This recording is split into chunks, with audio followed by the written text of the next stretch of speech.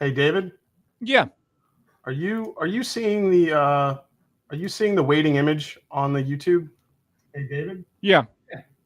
Are you seeing the waiting image on the YouTube? Hey, David. Yeah. Oh, there it is. Oh, we are live. Oh my Are God. Well, it took a little time. Okay, I'll be right back.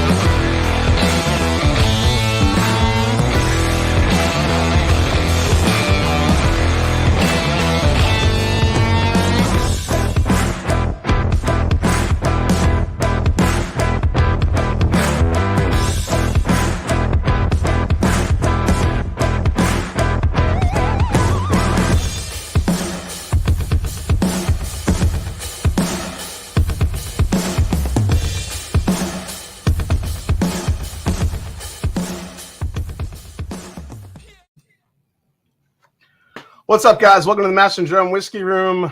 Sorry for that little pause in the beginning there. I played the video and it just wasn't showing up on YouTube on my end, but apparently everybody else saw it. Either way, it's been a long day. If you guys caught the fun interview we did with Jackie Zykin this afternoon, yeah, that kind of was like a whirlwind thing. I wasn't sure if she was coming on, and all of a sudden she's like, "Yeah, let's do it." It was like, okay, so put together that quick live stream, had a great interview. I got to talk to her a little bit about Hidden Barn and what the plans are and how she sees that flavor profile kind of evolving. It was a lot of fun. So tonight, I'm probably going to end the stream a little bit early tonight just because I am flying out early tomorrow morning to go up to Wisconsin to go visit my buddy Scott. But I do have a great group of guests tonight. And we're going to talk a little bit about this XO Armagnac, this L'Encantada Armagnac that's going to be launching on Friday that I had a hand in blending and a bunch of other people did, a bunch of great people throughout the whiskey community. We're going to bring them on a little bit. And then following that, I will be doing my Elijah Craig Barrel Proof Pirate Bottle Blind Tasting. I'm only going to do 4 because I don't feel like falling down the stairs later. So that should be a good time. The 3 samples were provided by Darrell Stewart, so that was a lot of fun. We'll do some giveaways later as well. So get your super chats in if there's anyone that wants to track it. We'll go through that, but I'll wait till I announce what those giveaways will be. But for right now, let's say hi to a couple folks in the chat here. Let's see here. John Farron says sounds like an epic tasting. Yeah, it's gonna be. I brought a lot of water, that's for sure. H. Gordon Sears is here, smoking firewater. What is going on? Tim Gorgeous, happy Whiskey Wednesday. Alan Pulowski, Jason got me thinking he's going to start his own label while he and Jackie were talking about. I don't know. We were talking about like that donut finished whiskey. I think we're on to something. Maybe we can figure that out.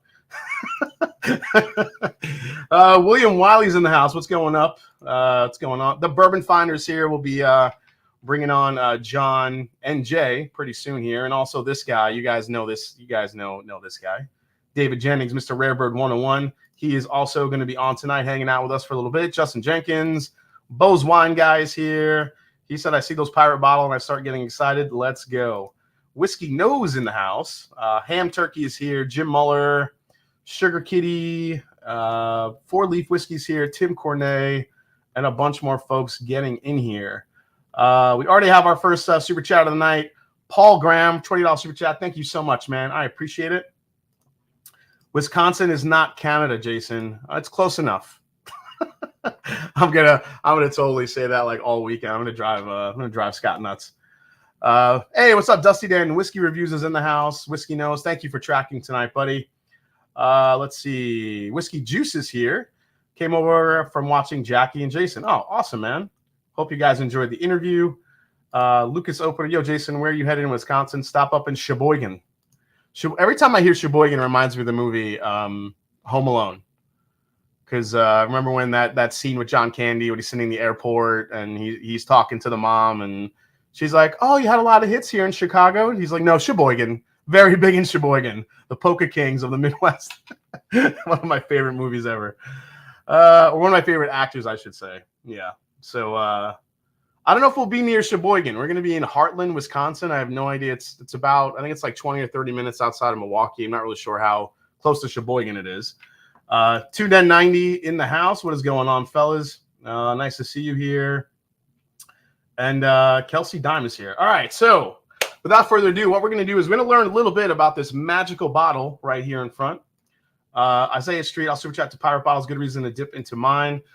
So I'm going to bring on part of the team that helped blend this, and we'll get into some details about this, learn a little bit more about Armagnac, because it's probably one of the, I think among whiskey enthusiasts and whiskey geeks, Armagnac seems to be kind of a growing segment that people are getting into, because you could still, thank God, get some good aged Armagnac for a decent price. So hopefully us YouTubers don't ruin that.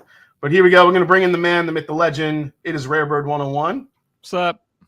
Nice to see you, bud. How are you? Same. Doing well. I love how he's just like, sup.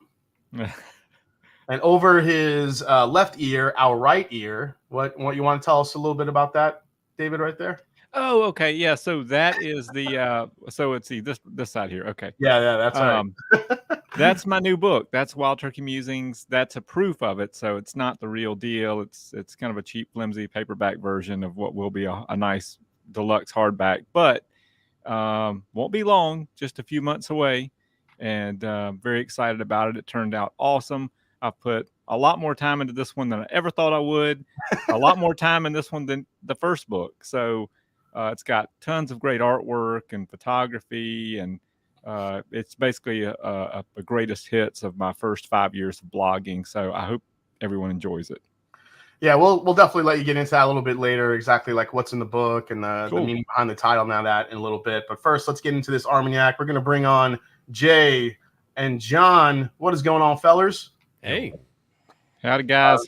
If you guys do not recognize Jay and John, they're on the channel Weekly Whiskey. Also, Jay runs Whiskey Raiders, as well as one of the you're still running that giant Reddit, aren't you, R Bourbon? I run most of Reddit at this point. Yeah. So if you like booze on Reddit, I will He's your man. your guy. Oh, and look who just showed up. Look at these guys. I was waiting for them, and here they are. Kicker Kenny. Hi, Kenny. Hey. What's up? So much handsome and Hey. Kenny and How are Mr. we? Cecil right here. What is going on, fellas? Hey. From Bourbon Pursuit. I'm repping your shirt tonight. Hey, there it is. I saw it. You're the best dressed looking one here. So I know. I thought I was dressed up wearing a polo, and then got two jackasses wearing a jacket. can't go anywhere with these guys. John would only come on if I put on the jacket. Jay and John says, love your show. So Is it this Jay and John, or is there another Jay and John? this Jay and John. Oh, okay. I like this Jay and John. Let me throw everyone's name up here so everyone knows who everyone is that's watching the show. So real quick, guys. So, man, how long ago was this, Jay, that we all started the collaboration on this? It was it was before Christmas. We Yeah. time to get into the brandy in the Yeah. dead of winter, but samples dispatched from France in July. I got them in August. Took a couple months of logistics, and we started blending. Yeah, right around Christmas, I feel like it was. And then took Kenny like 6 months to give me the samples to start blending. So Right on time. You know, it's if you compare the tracking between UPS and USPS, I'm a little bit further behind than USPS, so it's a tough one. Hey, I will say though that we all kind of had time to tinker with it, and then once Ryan got his samples, it was kind of like, oh, okay, well, we got it now, you know, as it was just like we just had to get that magic touch, you know, to kind of confirm, you know, exactly what. Yeah, we all kind of like. Yeah, we all had like our blends made up, and then we'll give Ryan the credit for coming in, just refining it a little bit. Yes. Oh no, that's all right. And I'll note too, like there was 5 other people, so the other 4 members of Aficionado's founding group, and then Skew, so Steve Airy from Serious Brandy. So this was the largest panel thing I'd done remotely, and it will definitely be the last ever. Like, There's a lot of decision makers, a lot of chiefs in person next time. Yeah, a lot of chiefs. So Jay and John, why don't you guys get into a little bit of the brand itself, L'Encantada and Armagnac itself, in case, you know, folks don't know a little bit too, you know, in case, you know, not many people know too much about it. Yeah, sure. So Encantada, also seen as, you know, El Encantada, French company. They're kind of heralded as, you know, people have been making Armagnac for very, very long time in France. Armagnac is a region of France. You know, these are all coming from Boss Armagnac, which is on the western side of that. But Encantada has been buying casks and buying domains and working with producers for a very long time. And they've kind of brought in the age of Armagnac for the American audience, you know, very big with bourbon drinkers now. They've always done, you know, single cask, you know, barrel strength, no additives, no coloring, no shenanigans. They put a sticker on now because people asked them about it enough. But you know, Armagnac is a really natural kind of segue between the big, bold tannins of bourbon and some of the more refined, like fruit-driven flavors of cognac. So it's really, you know, a natural transition for people who are trying to look beyond whiskey. And one of the biggest pillars it has is value. You know, these bottles, we'll talk about the price in a little bit, but you can get $20, $30, $40 Armagnac and cognac for prices you never see in the world of bourbon. So it's a, you know, it's coming on in a big way. People are really interested in it, and it, you know, gives us the door to do cool stuff like this. Yeah. So the challenge for us is that we took 3 well-aged Armagnacs, and we're able to. We all kind of, as David mentioned, we all got to sit and tinker with doing a different blend, some different ratios, and after toying with it for a little while, you know, now I will say there's some Armagnac in here. I mean, that was barreled in 1986, which is, I mean, that's got some hefty age on it. 1993 as well, and then 2008. And even 2008 is actually kind of a long time ago if you think about it. It's, Yeah. So John, what's been kind of your experience with Armagnac? So kind of bouncing around really. If you look at sort of where this project kicked off, would have been the Midwinter Night Yak. That was sort of the selection of a lot of the same folks here. Yep. Which was cool to go from a private cask selection to a blend, because we sort of get to bring in a little bit of everything from everybody's favorites, and, you know, make that mixtape kind of work in a way that jives for the whole audience. For me, I just started kind of digging into different types of brandy over the years, usually around the holidays. And it sort of grew into something that kind of like stuck in the back of my mind, like, well, a special occasion like calls for a special pour. And you want to have something that's cool, and a really cool way to do that is to get something that's a custom blend like this. So I think that the whole project just sort of had a really natural evolution. Yeah. Ryan and Kenny, have you guys had a chance? I mean, how far into your Armagnac pursuit are you at all? Have you guys had a lot of experience with Armagnacs and cognacs and stuff like that? We started the trend. Yeah, right. No, I'm just kidding. No. Read. Kenny's about to whip out a spreadsheet to show the proof that he started. Yeah. I think, was it Reed? Yeah, it was a lot of the guys from 1789B that we've also been able to kind of talk to, and yeah, Reed Bechtel, who's also another great friend of the show. And, you know, you kind of look at those old people might look at us and think, oh, these guys been in bourbon for a while. But we look at other guys and be like, oh, these guys been in bourbon for a while. So the guys that were like a generation before us that were really into bourbon, they saw all of us coming along and they're like, that's it, we're out of here. And so they went and they found Armagnac. And so all of a sudden you start seeing these orange wax bottles start showing up. And then curiosity really starts biting us. And that's kind of what happened with me, is that I saw a lot of these bottles start showing up either on secondary forums or particular groups and everything like that. And this is a few years ago, and I've got a good chunk of my own bottles now. And I looked at it and I said, that's it. I think what Jay was kind of alluding to earlier, it's an amazing deal for a lot of this stuff to be able to say, oh, I can get a 20-something, 30-something, potentially even a 40-year-old product, and only it's like $200. Sure, like it's a pretty novel thing to be able to see. The only thing I wish that you could have a little bit more in the Armagnac world was more of the like try before you buy sort of thing, because I've also been burned on some older Armagnacs, and I'm like, okay, this one's a little, because I want to say too grapey, but yeah, there's definitely a kind of a bitter note to it. Yeah, they get grapey and they get real funky. There's a funny story about, I think Reed had sent us some samples. Gosh, this was like 5-6 years ago, and all he wrote on it was yak, and I tried it and I was like, gosh, this is fantastic. And then I was like Reed, what is this Yokozuna? Is this Yokozuna Japanese whiskey or something? Like I had no idea like what yak was, or, and so that shows how naive I was. But that kind of kicked us off. It's, as Jay said, it's a perfect gateway transition, from bourbon to. It has a lot of similarities, but it has just enough differences if you want to change the pace up. And as you all alluded to, some fantastic values for the ages you get on it too. I got a crash course in Armagnac, luckily from one of the best minds in whiskey, Nancy Fraley. She got a chance to talk to her a little about it. We kind of blended. She came on the channel. We blended a cigar blend, and she kind of did a little bit of a crash course through Armagnac and all the different types of notes and flavor profiles you can get, how it ages over time. And ever since then, I've been kind of it's always been something on the, in the back of my mind that I just wanted to try more. So, Jay kind of, bringing this to us to say, hey, let's blend one. When we did the Midwinter's Nights Yak, which was, wildly, like very well received at how delicious that was. The chance to blend our own are there a lot of Armagnacs, Jay, that are single cast, or not single cast, but like cast strength blends like this, or no? So that's actually kind of a novel aspect of this. This is the first and only custom blend that Encantada has given out, period. This is the only one in the United States. They have done blends for people where they've said, hey, taste some samples, kind of like you would a single cask.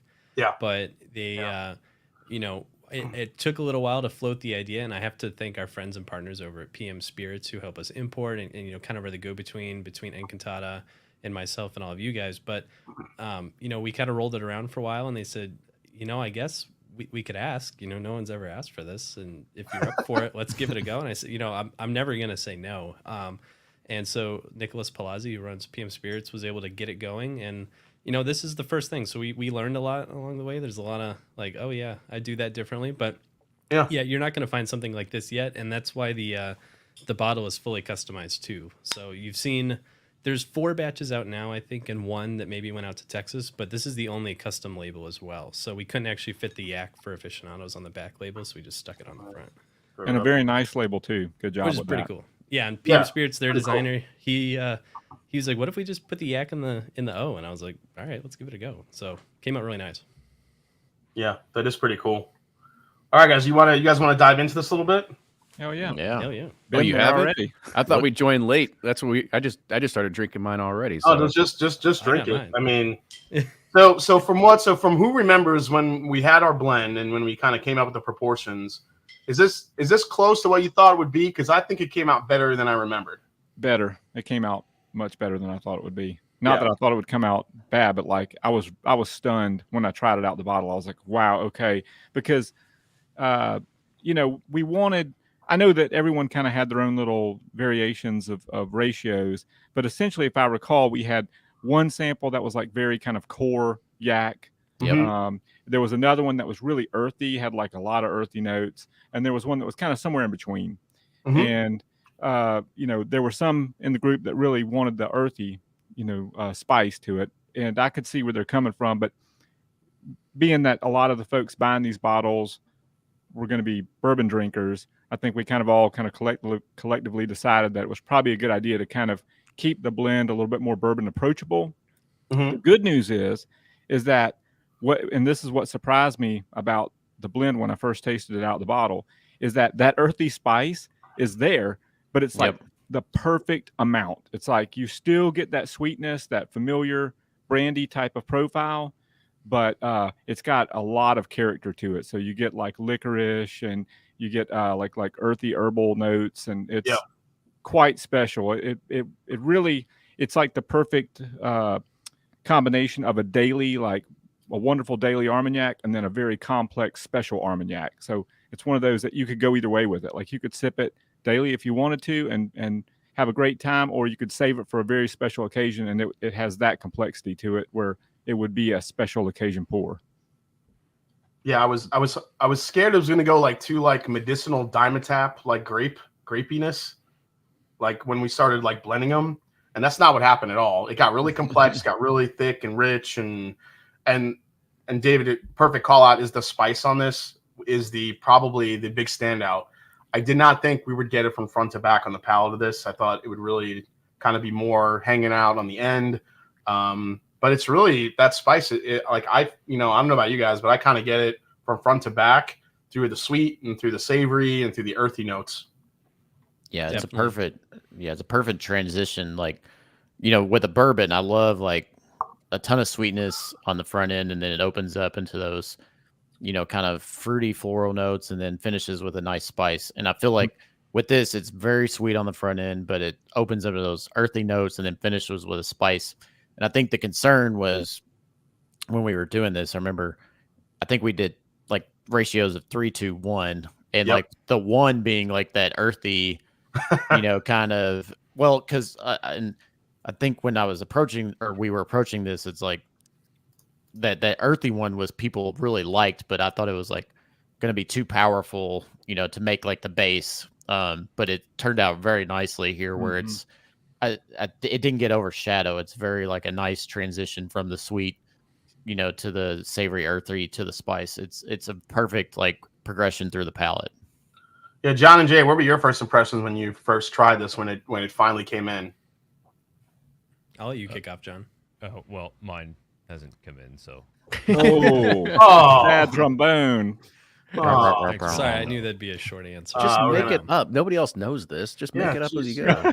I mean, I thought it was really good. It had a nice sweetness up front, and the finish with some spice. So exactly.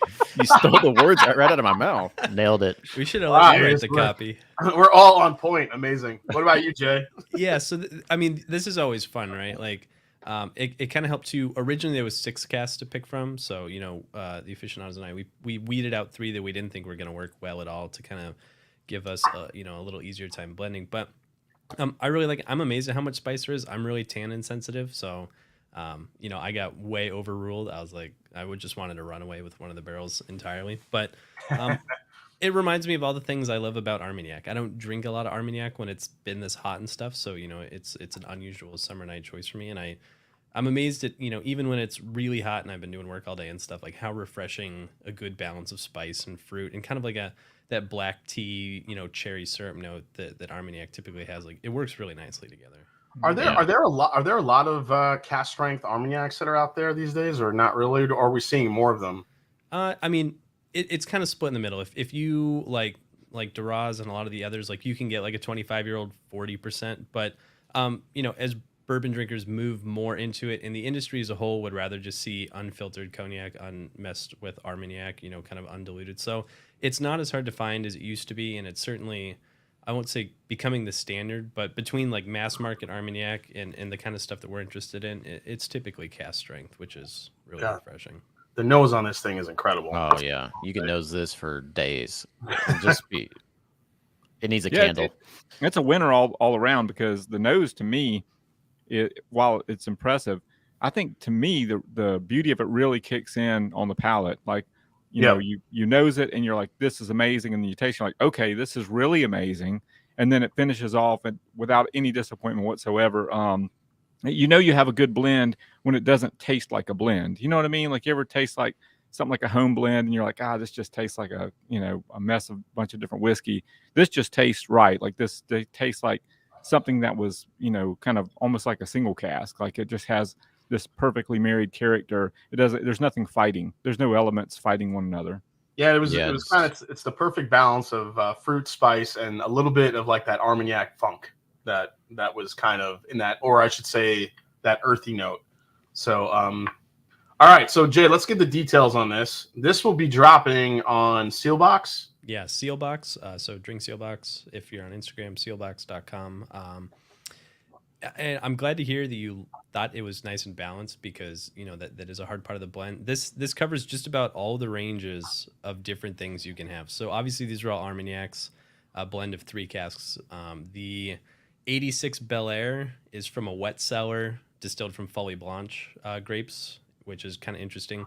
We have cellar humidities and stuff. The Cassou, which is a 93, excellent vintage, is distilled from Baco, and it's aged in a dry cellar. And then the Poi, the 2008, was like a 61% ABV, just monster. So, seeing it come together is good. But yeah, available Friday.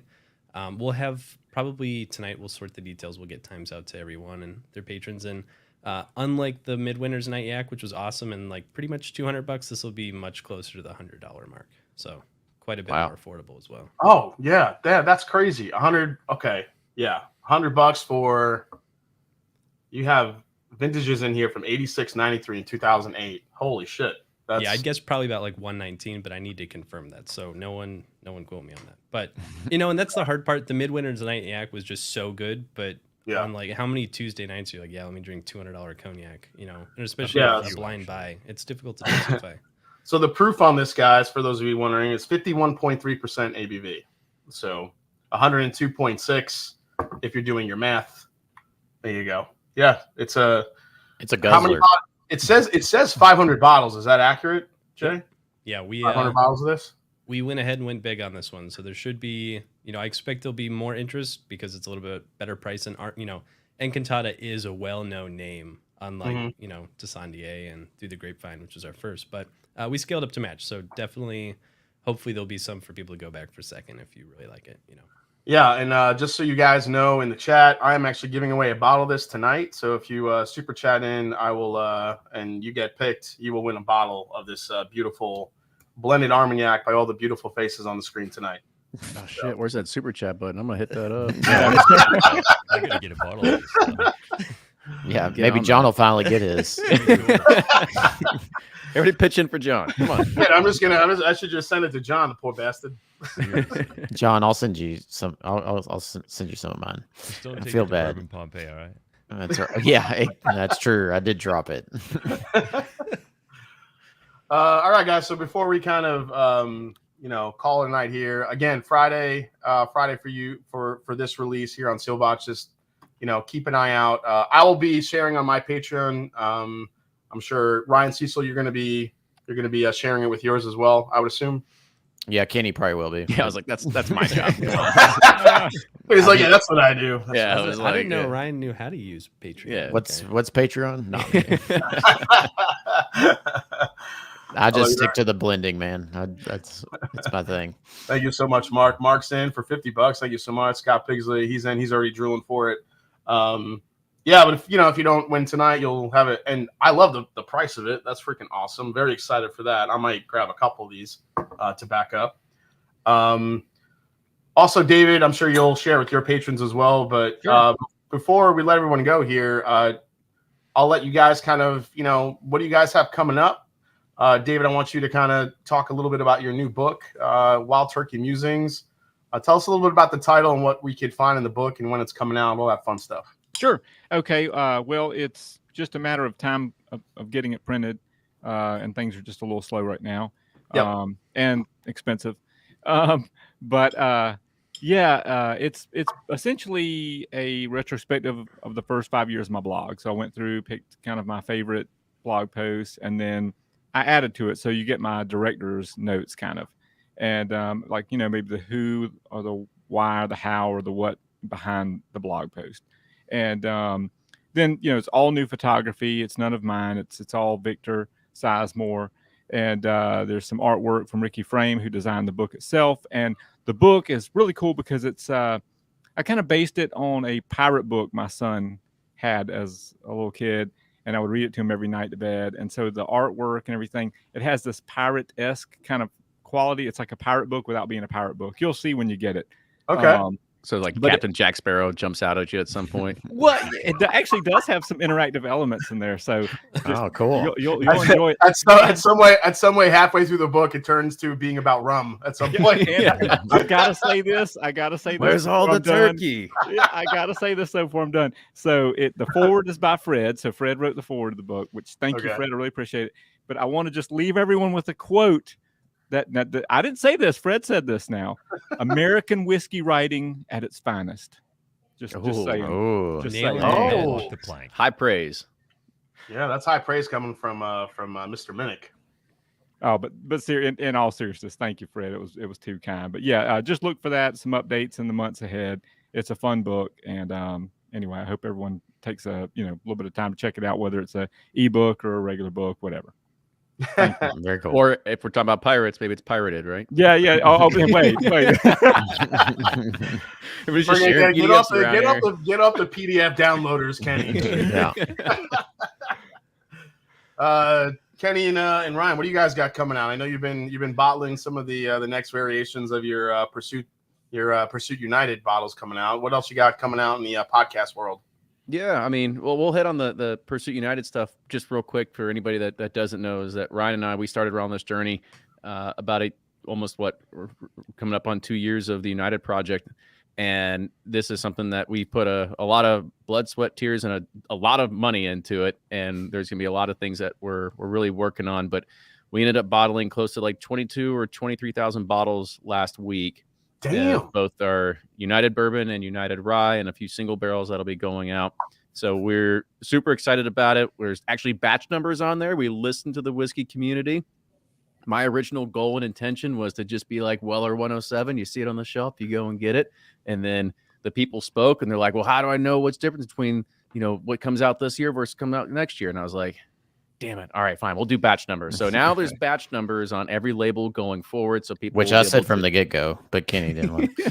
I'm trying to figure out how a little bit of a dig from Ryan. Yeah. He wins a lot of these arguments. It's like if we were married, he is the wife. Like he ends up winning most of these arguments we have. It just takes time. Kenny has to fail on his own. I figured Kenny would be all over the QR codes now that Bardstown Bourbon Company is doing. We'll talk about that too. So yeah. So and Jason's on there. Yes, there are cryptic bottle codes that we put on there. I'll put something on our website as well as on Instagram and stuff like that on how to decode our particular batch numbers, because I figured we came up with something new. We didn't want to just do lot codes or do a date, so we want to figure out like a kind of fun way to be able to do this that was sort of unique to us too. So we'll share that information that you can figure out how to get your decoder ring out and figure it out. But those will be going to Seelbach as well as to Colorado, Illinois, Georgia, Tennessee, Texas, Kentucky. I already said Illinois, to Benny's. Is it true you guys are coming to Ohio? We are, yes. And news is we are coming to shelves and retail shelves across Ohio and New Mexico. So we opened up both of those particular states as well. So super, super excited about I'm just saying, I'm going to buy this shit out of your rye. I'm just saying. It's so good. Dude, this new rye it's the bourbon's great too. But the rye was like, damn. I was like blown away by how it turned out. And that's kudos to Sagamore and BBC for making fantastic products to work with. But you talk about the BBC product. Me and Dan are working on a collaboration between me and him for a BBC release that may be coming out later in, I think probably December, hopefully. So looking for a BBC collaboration between me and the podcast and Kenny and I and BBC too. So yeah, I was like, don't say it's a collaboration with me. I get to put my name on it, but you're the blender that takes care of it. Let's be real about that. Yeah, and actually we have plans to do for me to be on your podcast in August, I think. So that should be fun. Yes. So, we're actually in the middle of our recording season right now, so we've got a lot of great guests lined up. Mash and Drum is not one of them, so don't put yourself in that category. Don't listen to that one. They're probably going to edit out half the shit I say. You're in the good guest, great guest. No, I'm just kidding. No, They go deep with the cuts. Yeah, no, we've got a lot of great guests coming up. Things that I don't want to share about all of them, only because we've got a long release calendar. We've actually got all the stuff recorded already that gets us to 2023 at this point. So it's one of those things that there's a lot of great stuff coming out, and I can't wait to kind of share the stories behind it. I know we had one that came out last week that people have been eating up, which was Bo of Wild Turkey, and people have just been kind of singing high praises about it. And that was one I felt like it was a great opportunity to be able to share his story. And honestly, that's one of the best things of having our platform is not just talking about, what's the new whiskey coming out next week, but instead we get to learn more about the people and the personalities that really make this industry so wonderful to be a part of, and why we see all the camaraderie happen at the same exact time. So there's and Bo is such a perfect example of being not only an ambassador to Wild Turkey, but just an ambassador for bourbon and American whiskey overall. And I listened to that podcast twice because I just can't get enough of Bo. He's so cool. Yep, exactly. So this week was the roundtable. So if you caught us on Monday, you'll get to hear us again on Thursday. Next week, we'll be talking about the history of Blade and Bow with one of their brand ambassadors. And then we'll also be talking about how to evolve a modern bourbon brand with Cave Zamania of Rabbit Hole. So that's what we got going on for the next 3 weeks.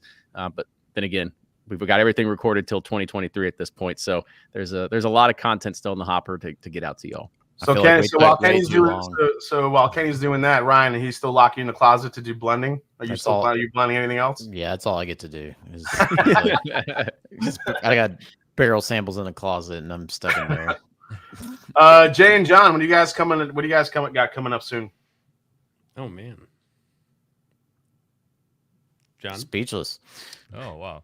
So really, we're just kind of doing our same thing. If you want to check out more stuff with Bo, we've had him on our show before. We put it up before Kenny did, and it was really cool. Get to sit down with Love it. The rock star It takes himself. us about 3 to 6 months to actually release the stuff that we record. So I will put that out there. That's fair. People will always be it takes us faster 6 than years us. to figure it out. So Yeah. now we're just kind of doing the same thing, man. Reviews, blending stuff up, cooking up things here and there. We're putting stuff out on YouTube twice a week, and then our independent websites. Mine's thebourbonfighter.com, and Jay over at Whiskey Raiders doing their thing. Yeah, I mean, Catch Weekly Whiskey. We've got some big news on that front coming out, but we'll hold that for another day. And definitely, if nobody has checked out whiskyraiders.com, it's a great source of information as well. Thank you. Yeah. I run Whiskey Raiders as well as most of the Spirits World on Reddit and the Reddit single barrel program. So we've got I think we're about halfway through the year, so we got about 90 barrels left. And, that's incredible. That's crazy, man. We just tipped past the halfway point. So it's if you like single barrel whiskey, if you want to watch videos on it, catch John and I. Well, real quick, before you guys get out of here, I want to, thank Jay and just thank this whole collaborative team. I know there's some folks that helped us blend here that aren't on tonight, but what ended up, what the final product is absolutely delicious. It's more than I totally had kind of forgotten about. I'm like, what happened with that blend? And now it's here and I'm sipping it and it's friggin' delicious. But congrats to everybody and what you're doing. And thanks for coming on and collaborating on this again this Friday. Seelbach, keep an eye out for it. Around $100. And everybody grab a bottle if you can. Cheers to all you guys for coming on, and we'll talk real soon. Thank you so much, guys. Hey, thank you. Cheers. Thanks for having us, man. It's great seeing everyone together. Yeah, it's always great seeing you all.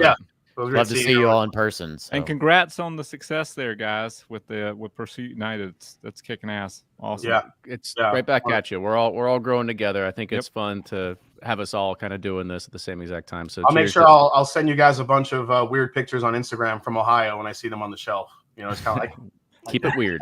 Keep it weird. That's right. Maybe you'll have folks camping out in lines for it one day. Anything can happen in Ohio, so make it happen. Yeah. Well, in Ohio, you might find a lot of Bourbon Pursuit, people looking for Pursuit United, but most of those guys are still looking for Blantons. I knew we should have a horse topper on it just to screw with them. Yeah, you guys missed the. I mean, Ryan got the batch numbers right, but you should have put a horsey topper on there or a panda or something. A panda. Yeah, we're still evolving. We'll figure it out. You got the tater codes on there, so that's a start. Yep. Yes. Don't forget to drink your Ovaltine on the side.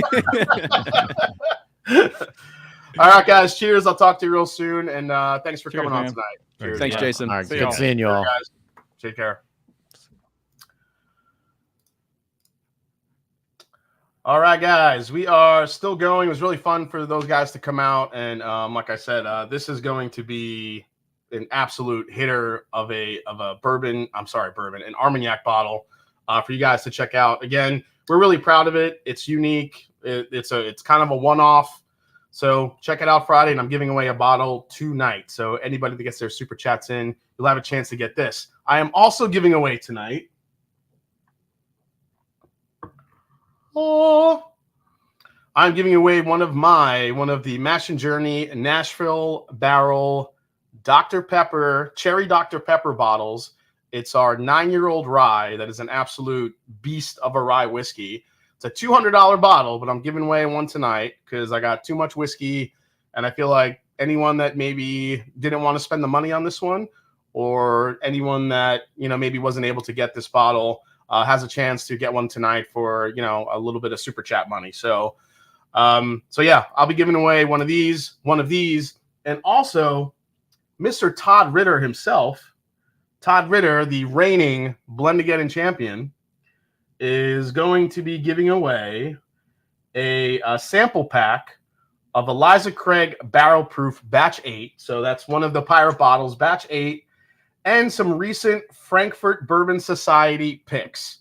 So those are going to be kind of the three big giveaways we're going to be doing tonight. So in the meantime, I'm going to put the Armagnac aside. I'm going to do a quick review here for you guys. We're going to go through some news, and then we're going to dive into this blind tasting.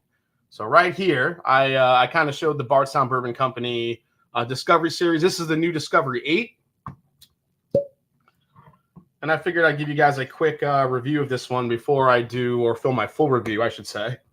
So I'm a real sucker for a rye, says Jared. Crazy good bottles. Tips, I'll take that Nashville off your hands. So guys, so this is the new Bardstown Bourbon Company Discovery Series 8. It's a pretty unique blend here. 12-year Kentucky bourbon, 7-year Indiana low rye whiskey. So you're only looking at 51% rye in the mash bill. A 12-year corn whiskey, so that corn whiskey is back, and you get an Indiana 95.5 year. That's 95.5 mash bill. That's 6 years old. On top of that, now it's not listed on the bottle, but they put the QR code here on the bottle, so it actually tells you what the stave finishing is. So I kind of don't like the fact that there's no mention of the stave finishing on here at all. I think it's kind of, I don't know. I think it should be on here somewhere. I don't know what you guys think. It just says blended whiskey, 114.1 proof. It gives you all the great, information as far as the mash bills and what's in it and the proportions. All it says is learn more about the Discovery number 8 stave blend and process. So, okay, it does have a little bit of a note on it, so I'll give it that. But this has a crazy bunch of staves. This is kind of like Maker's Mark-esque, where you have a bunch of different staves that are all being kind of put into this whiskey to kind of alter the flavor profile. So you have French Oak Double Toast, Spice Rack, High Vanilla, Rioja, and Charred Barrel staves. 45, 25, 25, and 5. So that's the stave profiles that went into finishing this whiskey. Just a crazy amount. So this is how it went. We start with an artfully crafted blend of Kentucky bourbon, 2 Indiana ryes, and aged Canadian whiskey. No Dickel. So that 17-year-old Dickel is not in this blend. We then add a custom selection of 5 oak staves that were created specifically to enhance the unique flavor of our original blend. The staves provide nuances that range from French toast to vanilla to Rioja barrels. The result is a celebration of innovation and spirit and a lot more marketing speak. So let me go back up and say hi to you guys in the chat real quick because you guys are Obi-Wan Fishing says, awesome show. Thanks so much. Jared O'Connor, I'm a real sucker for a rye. Super sticker from SMK Rubai. Thank you so much. One Mocast. Tim Cornet. Clemson football. The whole team is here in the house. I love it. Scott Pigsley. Bo's Wine Guy, man, that sample pack from Blendmaster Todd sounds amazing. Brewbaker Maker says, yes, please. I'm in, Todd. Captain Ice, also here. Count me in. Sounds wonderful.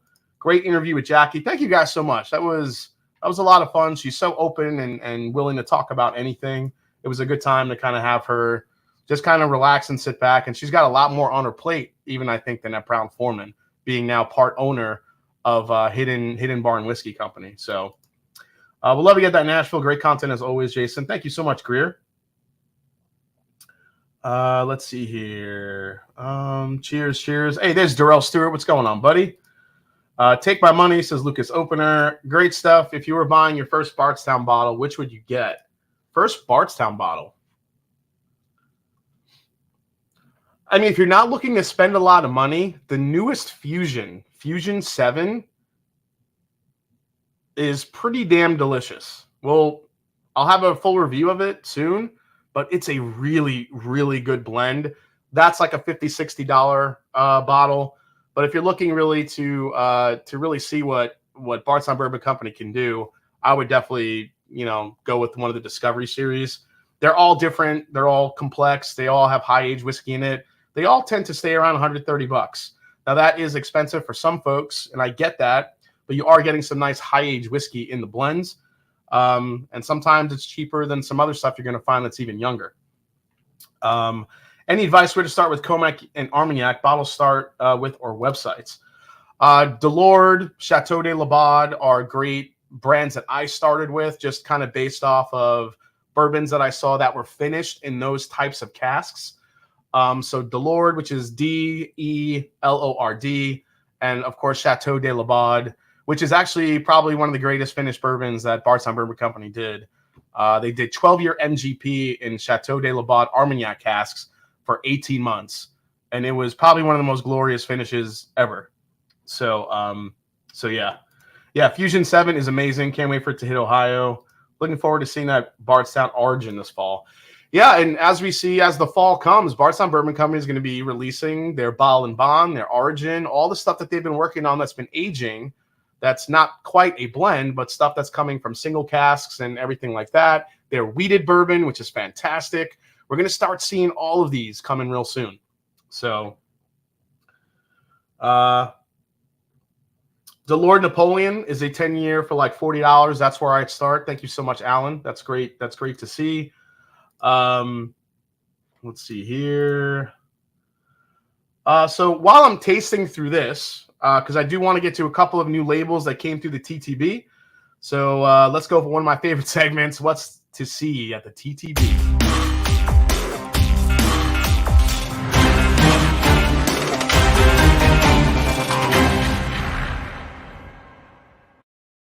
So not a whole lot to go through, but one label that came across that some folks saw and kind of blew up the whiskey sphere was this one right here, Old Ezra 7.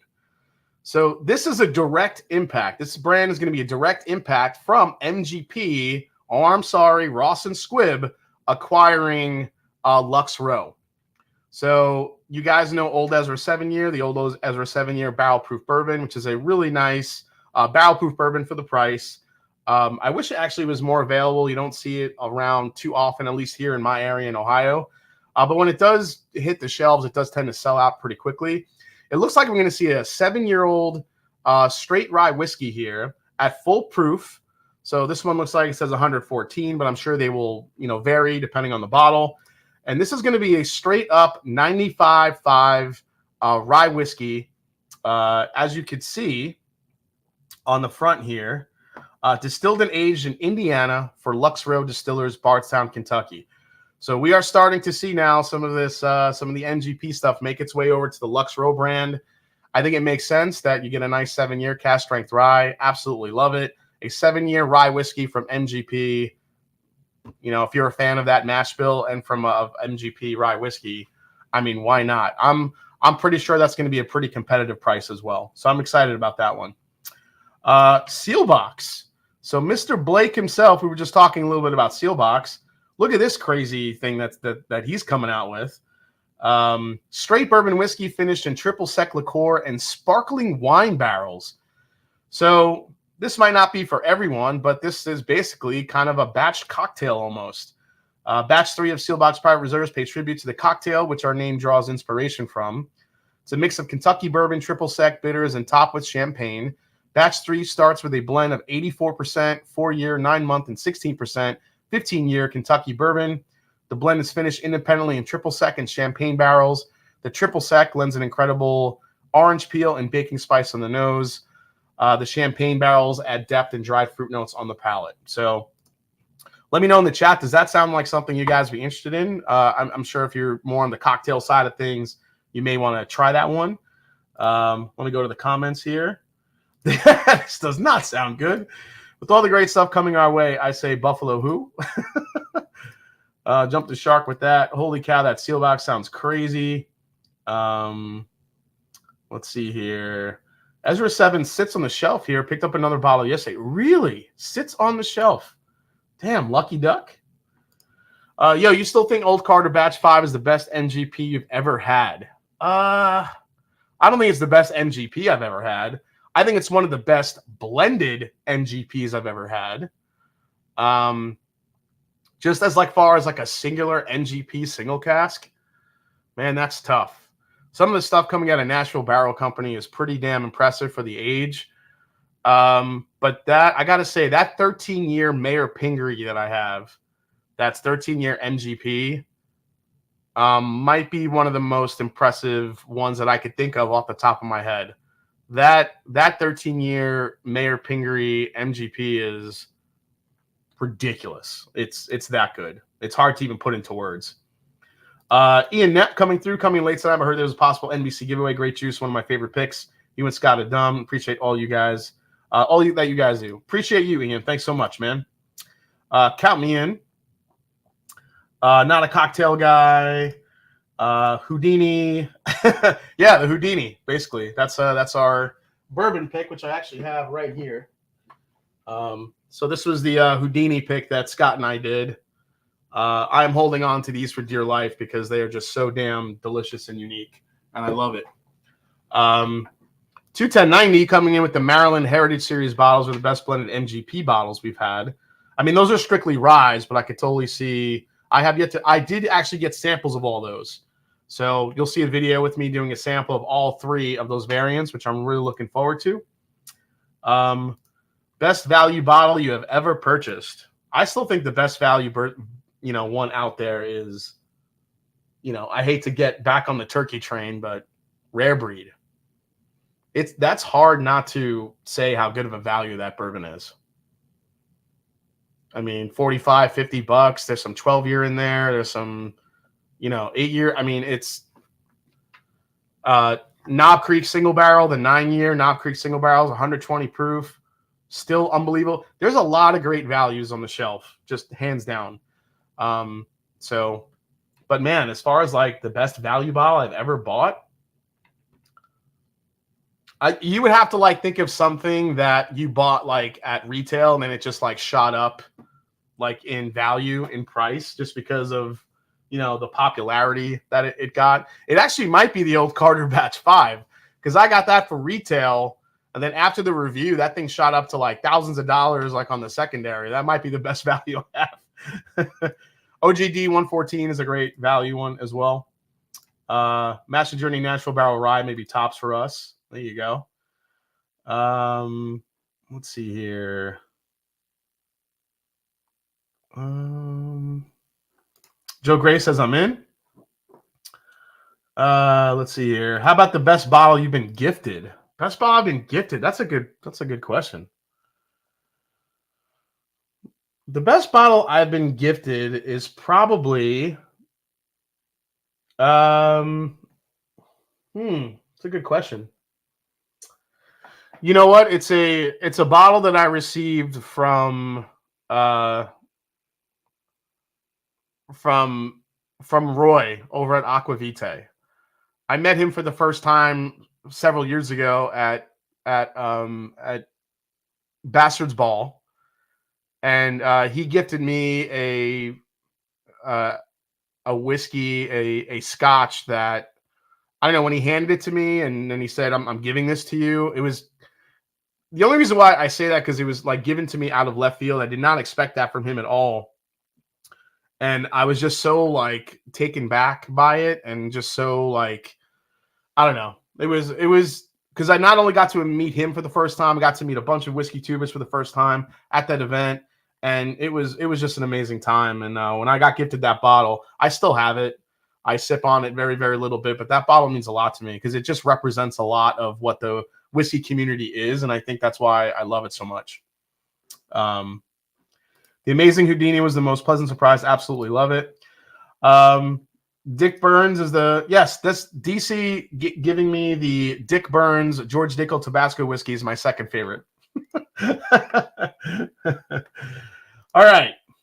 Next label up here. So this is interesting. This is Town Branch. Town Branch is coming out with a 13-year Kentucky single malt, 100 proof, bottled in bond. I haven't really seen too much other information on this, but Town Branch is doing a lot of different finishes, and they're doing a lot of different things within the realm of experimentation, and doing obviously they're sourcing this. But man, this is I'm actually excited for this. Kentucky single malt, 13 years old, bottled in bond, a nice proof point on it. That's just something different. And as American single malts grow and grow throughout the years here, I think they're just gonna get more popular, more up in age. And then lastly, the one I'm really looking forward to is Redwood Empire, coming out with a Pipe Dream cask strength. And I think they're not only coming out with that, but the Lost Monarch is going to be a cask strength variant as well. And I think we're going to see the rye whiskey in a cask strength form as well. So all three of the Redwood Empire, general core range of bottles that we're going to see are going to have cask strength variants, and I cannot wait for them. I even said in the review that I wish these were a little bit higher proof, and now we get to taste them at a little bit of a higher proof. So. Cask strength bourbon whiskey, 116.8, mash bill 74, 74.20 rye, 4.5, and then wheat. So it's that 4-grain mash bill, uncut, unfiltered, aged for a minimum of 4 years. Let's see in the temperate climate of Northern California. I can't wait. I can't wait for those. I mean, are you guys kind of like jacked up about that one? Because I am. I can't wait to try that one for sure. I'm looking forward to that. Yeah, Redwood and cask strength sounds interesting. Yeah, the Lost Monarch is the Burai. So man, when that thing comes out, cask strength will be all over that. It's the year of the Burai. I cannot wait. Yep. Can't find that Country Ham. I remember how much you really liked it. Yeah, that one's going to be kind of a ghost bottle, man. That one came out, a few years ago, so that's going to be a hard one to find. But it's weird when I reviewed the lumberyard batch, I was kind of going back through my Booker's bottles and kind of looking at some of the batches that I had that are my favorites. Sip a While stands out to me. Front Porch batch, that one stands out to me a little bit. I remember really liking Kathleen's batch as well. That one stood out to me. Tommy's batch, which is an older one. Tommy's batch is one that I really liked as well. Obviously, Country Ham falls into that category as well. But then I was kind of looking at some of the other ones that I'm like, this one was okay. This one was okay. It's like for every 5 or 6 Bookers you buy, there's probably one standout that's in that, that comes out to be a gem. So, I was actually really interested in the, I put out a survey on Instagram, a poll on how many people still chase Bookers. And it was pretty evident that only about 30-something% of the crowd, there was over 1,000 people that voted, and about 30% of the crowd, 33%, 32%, something like that, said yes. The rest of the time, everyone said no. So it was kind of an interesting thing for Bookers, and I think it's really just kind of based on price. So interesting. The Remus 6 blend has come out, and unfortunately, we're not going to see super, super high age stuff that we saw in the Remus 5, but I'm sure it's still to be a great value for what you get for NGP bottles. Jimmy Copeland says, Tiagoto Onye Bene. Oh, I like that. I still have a small amount of country ham left. Last I visited, I had more peanut that I remember. Yeah, but it has like this extra like punch of brown sugar on the country ham is what I always get for sure. Yeah, I have not fallen yet. Bourbon Ranch. What's going on? What's going on, Trev? Nice to see you. Yeah, Shiny Barrel's pretty good. Kitchen Table was another one that was pretty solid. I've got a No Strangers batch, but haven't opened yet. That one was pretty good from what I remember. Ever compared Lost Monarch to Michter Sour Mash? No, I don't think I've ever done that comparison. Michter Sour Mash is a really low proof, so I really feel like the Lost Monarch would really kind of stick out for that one. I won't chase bookers, but if I stumble on one, I'll entertain the buy. Okay. Bourbon Red says the first bookers I ever bought was $60. I didn't love it. After that, I've been reluctant, especially seeing it 90 plus of my hard-earned dollars on disappointment. And I think that's where a lot of people fall. And this bottle just happens to be here, but especially when you can get this. You get Knob Creek 9-year, which is an older product than Booker's, at 120 proof, which is right in line with what Booker's is. And what I said in my review recently is that, you know, the thing about Booker's that kind of makes it stand out is where it's aged, the center cut part of that warehouse, which I think does give Booker's a little bit of a unique flavor profile to it. But sometimes it gets overly peanutty and peanut shell. Some people like that, but it really just depends on your palate. Let's see here. Joe, did you try like dirty peanuts off the floor of Texas Roadhouse batch? I did not. I skipped that one. I heard about that. I skipped about that one. Yes, I did. Hey, Scotty, what's going on, man? Nice to see you. Let's see here. Yeah, without even chasing proof, Knob 12 at 69 is a buy over Booker's every day. That is probably, I think, we talked about like good values in whiskey. That Knob Creek 12-year, it's very rarely mentioned. I see it still sitting on shelves in different places that I go. Hands down, one of the best values in whiskey. I mean, it's not even a question. I mean, you could say if you don't like the profile of Knob Creek, or if you do, if you don't, it doesn't matter, because even just the bottle itself, a 12-year-old Knob Creek 100 proof for $60, $65, sometimes maybe 70 or a little higher in some areas, it's still a banger of a value. I mean, a 12-year-old bourbon at any point in today's realm of whiskey for under $100 is pretty damn spot on. All right, let's dive into this, and then we'll dive into the Pirate Bottle Blind. So the thing that jumps out about this batch immediately is you get the oak. You get the stave profile. By the way, could somebody update me on the Met game? Did the Mets win? Are they beating the... Oh my God, it's tied 2-2. Oh, I'm glad I'm not watching it because I'm going to lose my shit. Oh my God, it's 2-2. Top of the 9th. All right. Just going to calm down a little bit. See what happens. Luckily, the Mets are at home. Hopefully they can pull it out and take 2 from the Yankees here. Okay. All right. Thank you, baseball gods. Let's make it happen. All right, let's go to the nose here. Like I said, a lot of oak presence here, but I also get a lot of chocolate. It's very chocolatey to me on the nose, which I think is probably a mix of those staves. A little bit of dark fruit.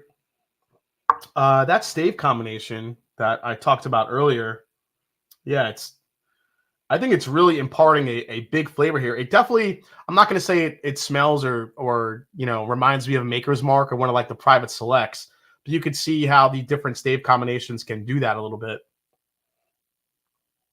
Yeah, to me, it's all chocolate and maple syrup. Just kind of want to pour this over pancakes. All right, guys, cheers. Let's try it. Let's get the palate warmed up for the ECBP.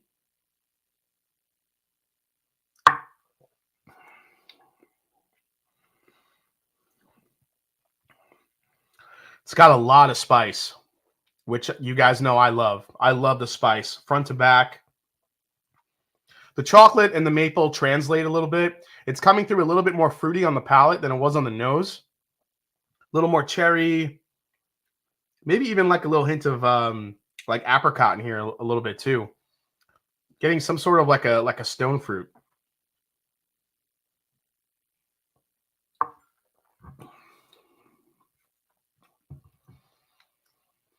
I really think that French oak and the other staves that are mixed in are really giving this just a really unique spice. There's a lot of spice on the palate on this one.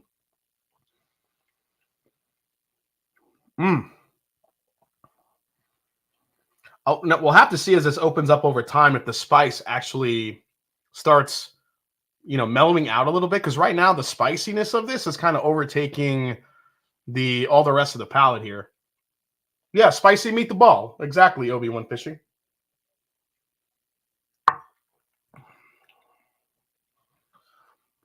All right, now the chocolate. And the chocolate is starting to make its way back to the palate here. I think this is going to be one of those whiskeys where it's no wrong or right answer. I think because there's so much going on in terms of stave finishes and in terms of the mash bill and the blend that's going on. It's really just going to be dependent on your palate. What you pick up, if you like it or don't like it. The one definitive thing I could say about this whiskey is that it's got a lot of spice to it. From front to back, there's a definite chocolate punch there. But I think as this bottle opens up and evolves, it's really going to be kind of up to you, the buyer, the consumer, to kind of figure out how this falls for you. Because there's a lot going on. It's very syrupy. It's spicy. It's actually not that syrupy. I'll take that back. I don't think it's that actually syrupy at all.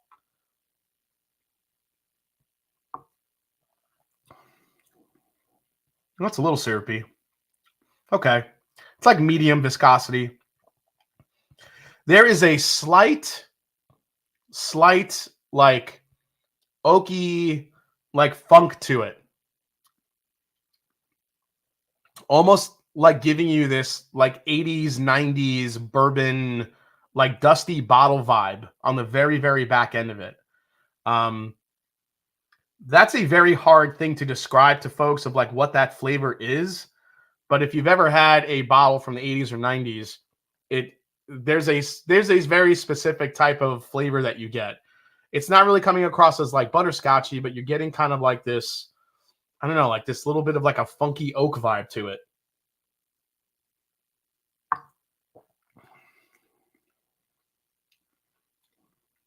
Yeah, right on the very end. It's sweet. Man, if that keeps up and if it keeps just opening up in that direction, this has a chance to be, definitely a contender this year. We'll see how it opens up. Fred Minnick already put out his review of 9. Somehow he got a sample of it, and he loved 9. So we'll see what happens with batch 9. I already loved batch 7. So batch 8, batch 9, those could be all contenders this year in top 10 for bourbons and whiskeys of the year. So what's interesting is that, these are really kind of considered blended whiskeys, not bourbons. So let's see here. Did someone say 80s? Relax, Sutan. I'm not playing Def Leppard yet.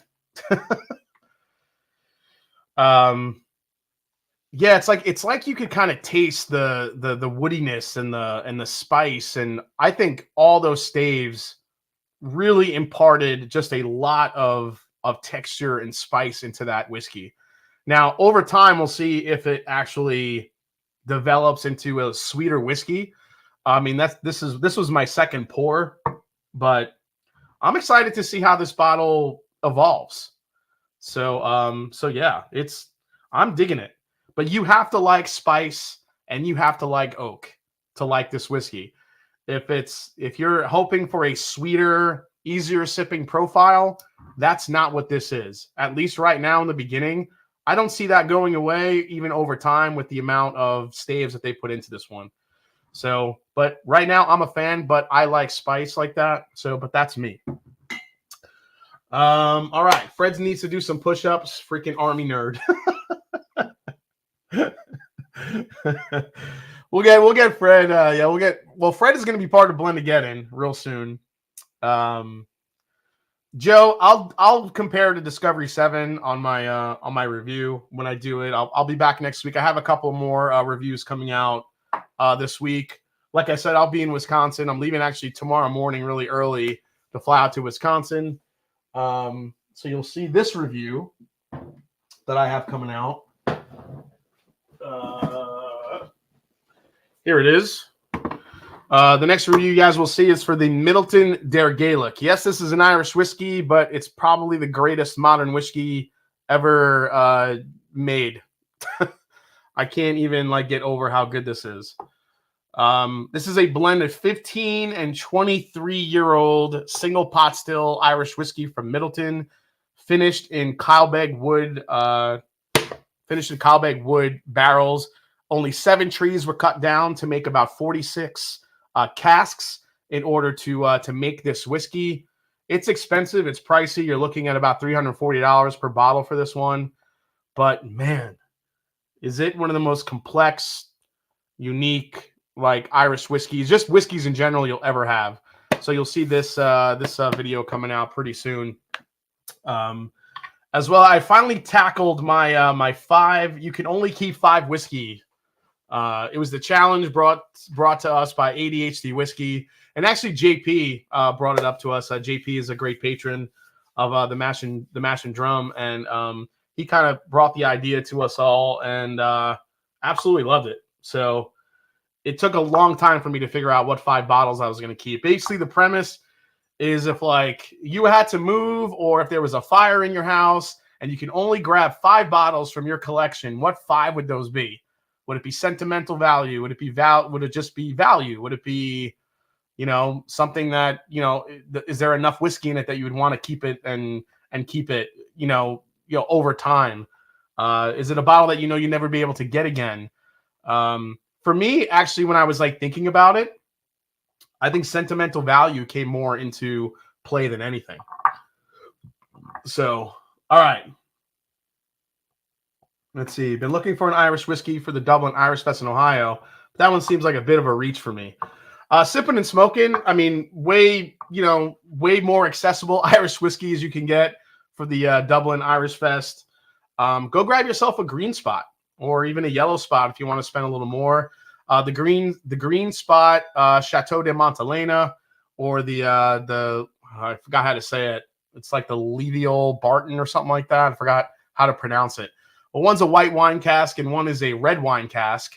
I happen to love the red wine cask, the green spot. I think it's delicious, and you don't have to break the bank to get one. And it's a fantastic Irish whiskey to get for Dublin Irish Fest for sure. Any of the Powers, you get Powers 3 Swallow. If you could find Powers John's Lane in Ohio, which Ohio does have it, that's probably the one I would go with. It's probably one of the best single pot still Irish whiskeys for the money and the price. Here we go. I need a little water. Let's see here. Mets winning run on second. Oh, so well, yeah, but they're starting with so the Mets held them in the top. So now the Mets got to get that run home. Okay. I already read that. Oh wow, I went up pretty high here. Yeah, both are red wine. So Cabernet and Zin. Thank you, Terrence. That's what I thought. There you go. Yeah, John's Lane is fire for sure. All right, let's put on a little bit of some background music here.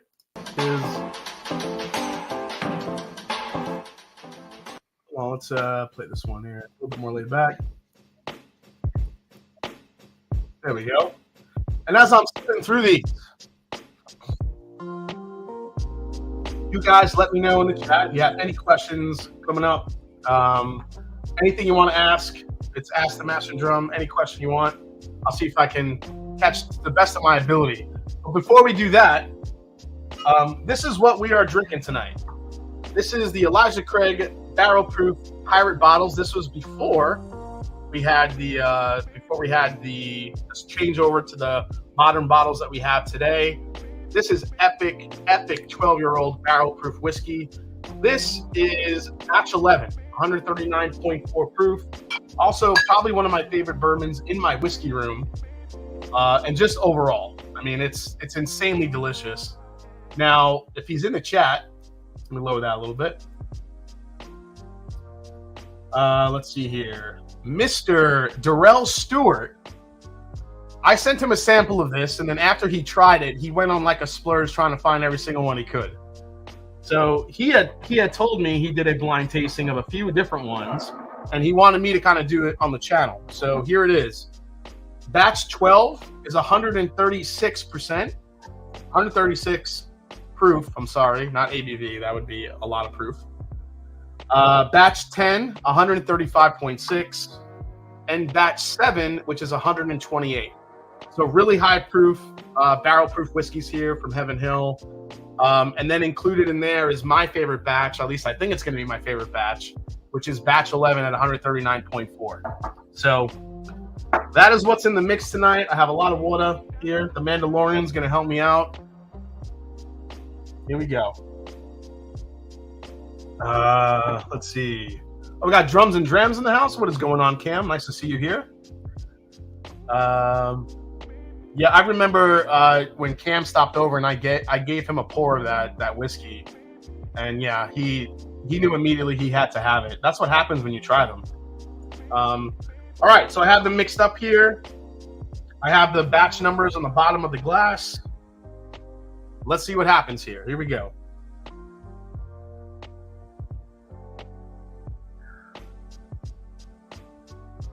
Just such delicious classic Heaven Hill. This one has a very distinct cherry note, which I love. Actually, a little grapey as well. Yeah, Dublin Irish Festivals, August 5th, 6th, and 7th. Yeah, I'll probably be walking around. I might see some of you guys there. Oh man. The thing that the old ECBPs have is like a funky oak profile. It's got like this funkiness to it that just kind of hangs around. It's not as clean and as easy. I don't want to say easy sipping, but there's just like an older age oak to it. It's really old Kentucky, just old oak. I love it. When was the last time you played some double bass on drums? Today.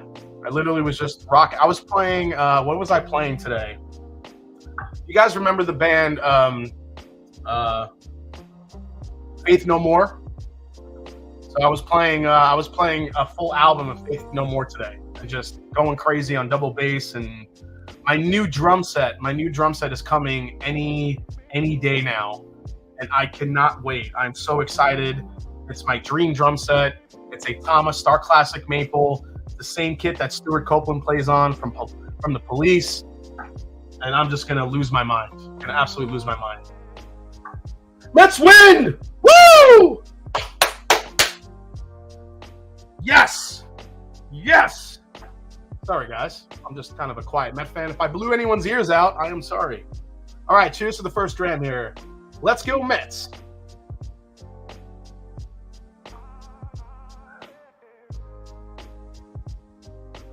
Ooh, that one is funky.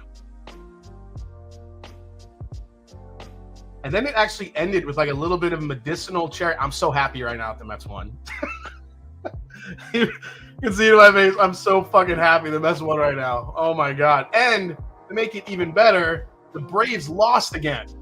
So the Mets now I think they're back up to 3 games above the Braves.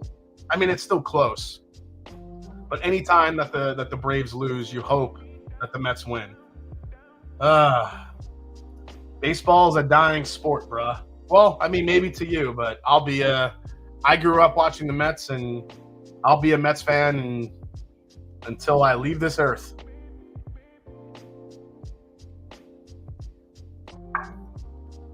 Hey, don't talk about my Braves, my dude. Hey, listen, man. Aaron, it's not over. We have so many games against each other, Braves versus Mets, that it's gonna,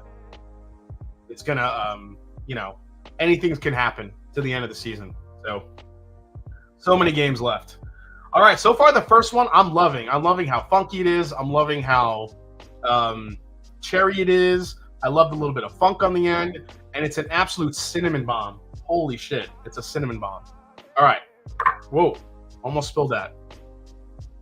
We don't want this to happen again. If you guys missed me, you know I got to play it because this is what happened the last time I did Elijah Craig Barrel Proof. Well, it was the first Elijah Craig Barrel Proof blind flight I did on my channel. So kind of a throwback.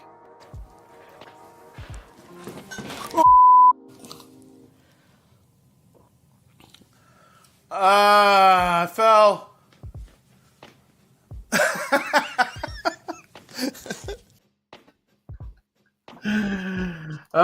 It's so classic. It's so classic. All right, so this one now. Similar nose. Man, I might like the nose on this one better. I think there's more going on in the first one, honestly. There's that layer of dark fruit that's kind of selling me on it. Not getting me here on the first one.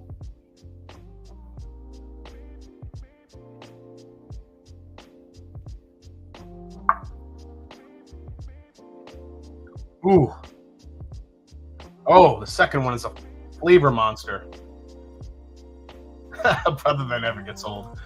DC native, I randomly had a Mookie Wilson t-shirt as a small kid, so the Mets stuck as my team. Yeah, Mookie will do that to you. Yep. That fall never, yeah, that fall is just ridiculous. That'll just follow, that'll haunt me forever. That damn. Jason needs life alert from when he ends up doing ECB. I've fallen and I can't get up.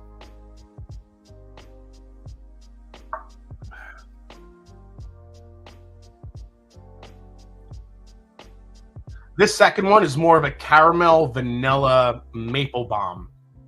Really rich. It actually might have more proof than this one. This one is coming in hot. Shit.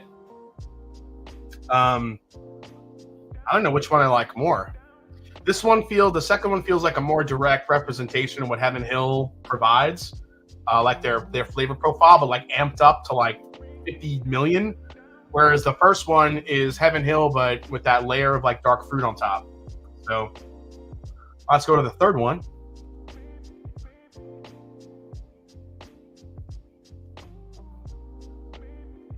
Yeah, Miracle Mets. Yeah, I don't know. I feel like they still need another bat. Because when they played the Astros, they did not fare well. I mean, they were in a little bit of a slump when they played the Mets, but when they played the Astros. So, I don't know. The Astros definitely worried me. The Astros are a good fucking team right now. All right, this one is actually kind of somewhere in between the first and second one. It's got a little bit of fruit, but not as much funk as number two.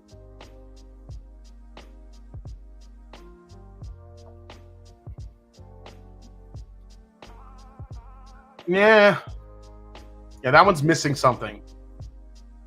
That one's good, but it doesn't have the complexity that I'm getting from the first two here.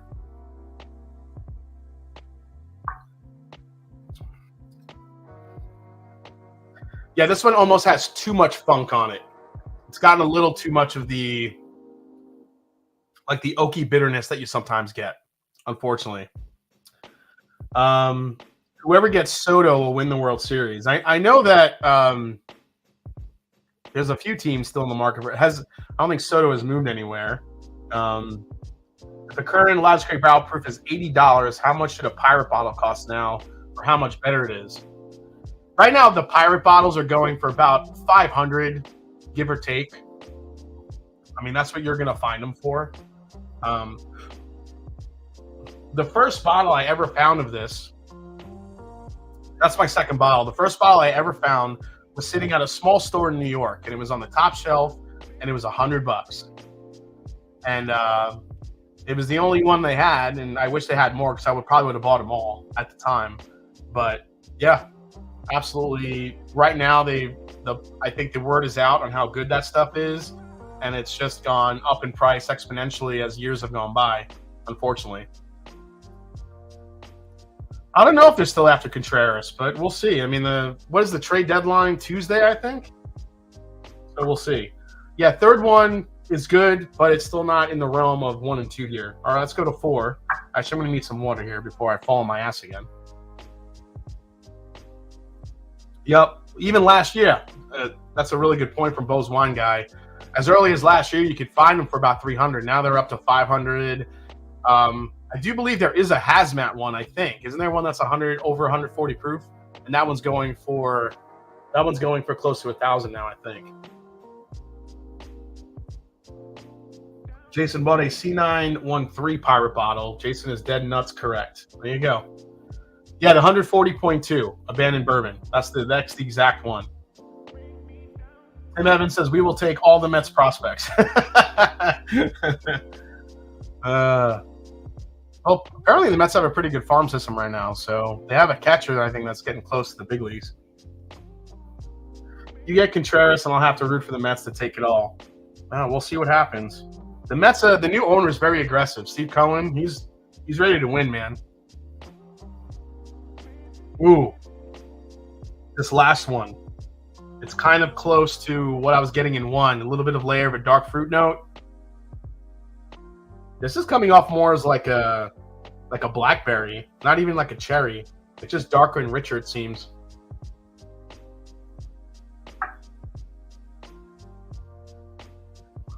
But it misses it on the palate. The palate, again, has that old Heaven Hill, dusty, funky oak note that I love. I mean, I drink any of these any day of the week, but, you know, in comparing some of them, a couple of them are a little bit more layered than others. Yeah, DeGrom's close. Does anybody follow the NBA anymore? I literally think the NBA is it's a novella. It's like a soap opera with all these players involved, and it's all drama all the time now. I feel like the NBA is just like the superstars that sign contracts, they want to be traded, they bitch and moan, they're not happy, they have like social media issues. It is all drama. I can't even take the NBA anymore. It's just such a shit show. Everything, like, I don't want to hear about Kevin Durant or Kyrie Irving anymore for the rest of my life. It's like fucking constant.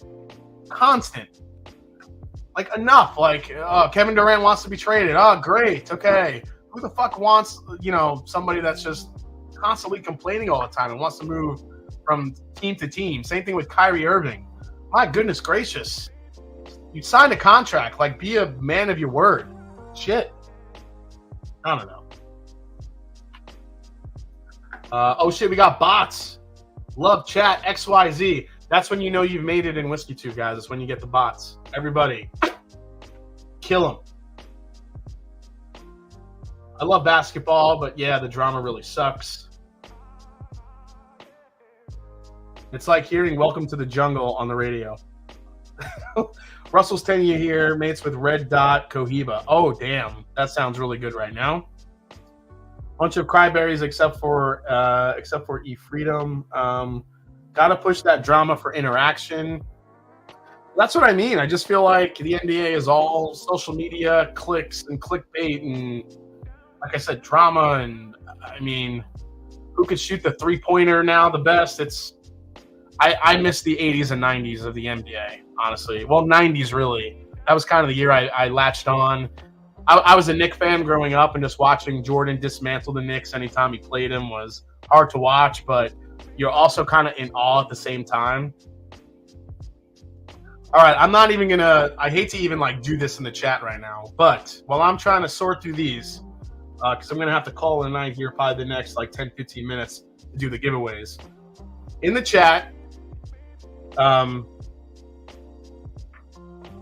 Michael Jordan, Kobe Bryant, or LeBron James. Who are you taking? All right, here we go. Well, actually, let me figure out the last two here.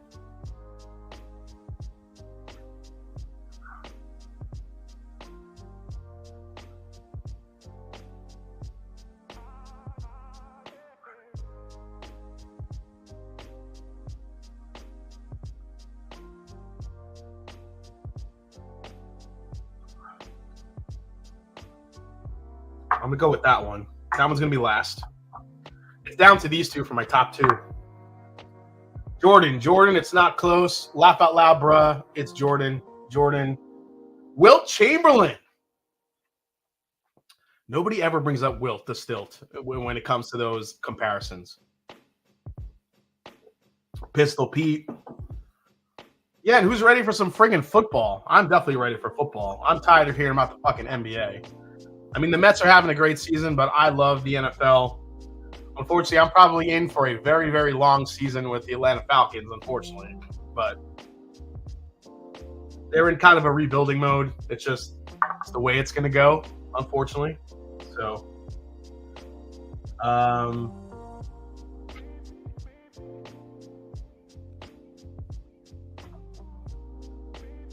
let's see here.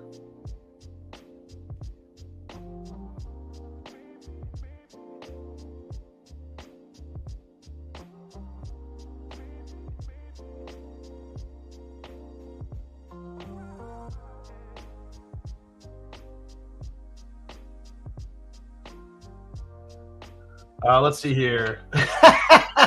Muggsy Bogues. Who doesn't remember Muggsy? Who doesn't remember Muggsy? We're going old school Pete Maravich. So Darrell is chiming in here. 11, 12, 10, 7 are my thoughts of the order, not the ranking. Oh, just based on what I'm tasting, that's what you think I'm tasting? 11, 12, 10, 7? Okay. Well, we'll see if you're right, man. Falcons will be better than the Saints, says Wade Ward. We'll see. Jason, the up-and-coming star of El Torino 2, grumpy bourbon guy. Chicago is rebuilding again. I watched lacrosse. Says Patrick Q. Try being a Browns fan. Yeah, dude, that's fucking rough. That's just fucking rough. We should do a Whiskey 2 Channel Fantasy Football League. Jason, Black Bourbon Family is here. Ready to drink stuff casually. I'm all about that. So, Group Cap, a lot of people ask me this. It's really because as you guys know, I grew up in a very, it was an Italian household. My grandparents didn't really watch sports. My mom was a huge Yankee fan, so I got into baseball growing up. Nobody was really into football. As I started watching football, I did like the Giants. I did follow the Giants probably over the Jets. But my favorite player in the world at the time was Deion Sanders, and he was on the Falcons. And they became my team. And then when he left to go to San Francisco, and then he left to go to Dallas, and then eventually Baltimore, and whatever it may be, I still stuck with Atlanta. So that's how Atlanta became my team.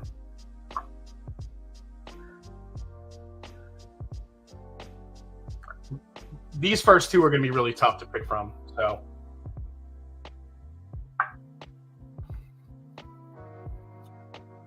The dark fruit complexity on this is selling me.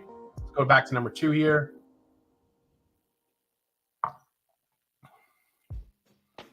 Oh, man. But this is just a beast. Man. Earl the Pearl, Kurt Rambis all day long. Yeah, who saw Aaron Rodgers looking up like Nicolas Cage from Con Air? That was... Listen, when you're worth a bajillion dollars, are these pirate bottles uniquely good in any certain ways that the newer ECBs aren't? Yeah, Bubble Bath Bourbon, it's all about that old oak. The old oak influence that it imparts on the whiskey is something that you don't get in the modern ECBPs. There's an earthy funkiness to it. It seems to be a little bit more powerful than what we see in the Elijah Craig Barrel Proofs today. Especially when you see the Elijah Craig Barrel Proofs recently coming out at 116 proof, 120, 121. They're kind of on the lower end. These were all monsters. These were all like 130, 100, some are getting up to 134, almost to 140. These are just absolute beasts. And they have the flavor and they have the oak presence behind it. Still 12 years old. A lot of folks said that there was even older whiskey in these, which is why they're so coveted. So it's going to come down to these two as my favorites. It's like, do I want dark fruit or do I want like just a behemoth of a flavor monster?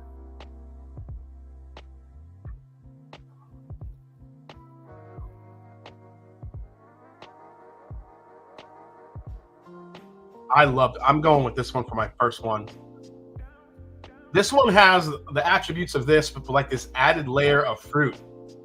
All right. Let's find out what we got. Favorite Falcons, Steve Ortowski and William Andres. Jesse Tuggle was one of my favorite Falcons as well. Absolutely loved it. When or what year did they change over? I believe it was Was it 2017? I think they changed over to the new bottlings. 2017. At least you're not subjected to Detroit proteins. I know, Dunny. Detroit has it rough. Can you guess your final order? I mean, Whiskey knows I would like to, but I just don't. I've never tried those batches before. If I had to try to pick out the one that I have, which is batch 11, 139.4 proof, I think it's one of these top two. It's got to be, because it's just such a beast of a flavor profile. It's got to be one of these top two. I could be wrong, but I think these two, I think, are definitely not that, because this batch 11 does not have as much funk as I'm getting on these two. I think it's got to be one of these two. However, I don't remember batch 11 having that much of a fruit influence on it. So maybe it could be this one. Maybe it could be the first one. I don't know. I'm thinking one of these top two is batch 11. So let's find out. Here we go. And then right after this, we'll do our giveaways and then call it a night, because I am flying out very early to head to Wisconsin. So here we go. Last place for me, batch 7. Batch 7 coming in at 128 proof. Ended up being last place for me. Again, great bottle. Just, if I was drinking it on its own, I probably would love it, but there's just too much like funk going on and not enough else for it. Darrell Stewart says 11, 12, 10, 7. You nailed the last one right. Let's see if you got the second to last one right. Fucking Darrell. Darrell, batch 10, second to last. Second to last. Okay, now it's going to come in here, just like Darrell wrote, it's between 11 and 12. So I was right. So batch 11 is one of these two. It's just a matter of which one is which here. Take one more sip here. Abandoned Bourbon is saying 12-11.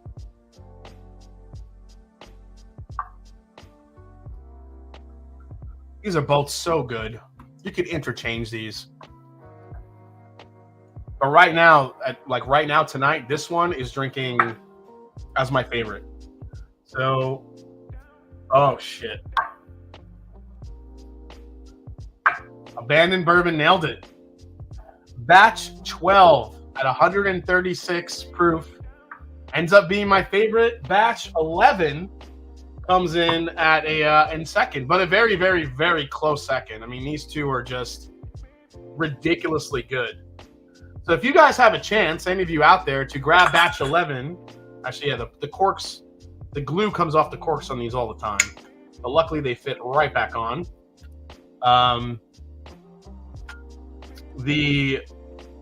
12. I might need to find a bottle of batch 12 now. God, that's really good. But batch 11 is still a beast. I'm glad I was right that it was in the top two at least, but a little surprised I didn't take it. I've never had batch 12 before, and that shit was really good. Yeah, batch 12 was one of my all-time favorites. Batch 12 for me just has like this extra layer of like dark fruit to it. That's just crazy. Both are absurdly high. Yeah, they are. I mean, when it comes to my favorite Darrell, I mean, God, like I don't know which one to pick. 11 and 12 though, I'm gonna need a bottle of 12 in my life. That's what I think I'm thinking. If I got an 11, I may need a 12. All right. Darrell Stewart, thank you so much. You are literally the Whiskey Saint. You could follow Darrell Stewart on Instagram, the Whiskey Saint. He does some live streams actually before. He does some Instagram live streams, usually with Jeffrey Wack, leading up to my live stream. So thank you to Darrell Stewart for providing these, doing a fun blind. I can only do 4. If I did another one, I probably would have had the old falling incident. All right. Since you're a Falcons fan, can we agree this on Mets versus Braves? No. I'll say this, though. I hate the Yankees more than I hate the Braves. So I don't know if that makes you feel any better. Then you have Brian Jordan, who, like Deion Sanders, was both a Falcon and a Brave in his career. Yeah, very true. That was an exciting time when Dion was playing both sports. I followed that like crazy. He just ordered batches 10, 11, and 12 early today. Can't wait to try them. Just ordered, says Toshi Bake. Holy crap, 12 and 11 were very close for me. 11 just squeaked it out in my mind. Yeah, I don't know, Jarrell. It was 12 had like a cherry note that I wasn't getting in 11. 11 is a beast though. Wasn't the winner the one you were drinking when you found out the Mets won? Just saying. I don't think so. Yeah, 139.4. The vanilla in that is like I said, that is Heaven Hill amped up to like the 18th degree. It's so good. All right, let's go to. If anyone knows where to get for a batch 12, let me know. I mean, shit. I would pay $400 to $500 for a batch 12. I mean, why not? All right, where's my pen and paper here? Is it not here? All right, I'm gonna have to keep track of this. All right, Whiskey Knows. Whiskey Knows. What is? How many entries do we have tonight?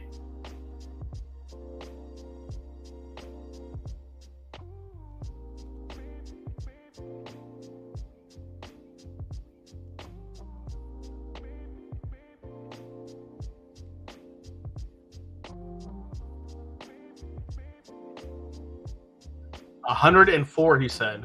Okay.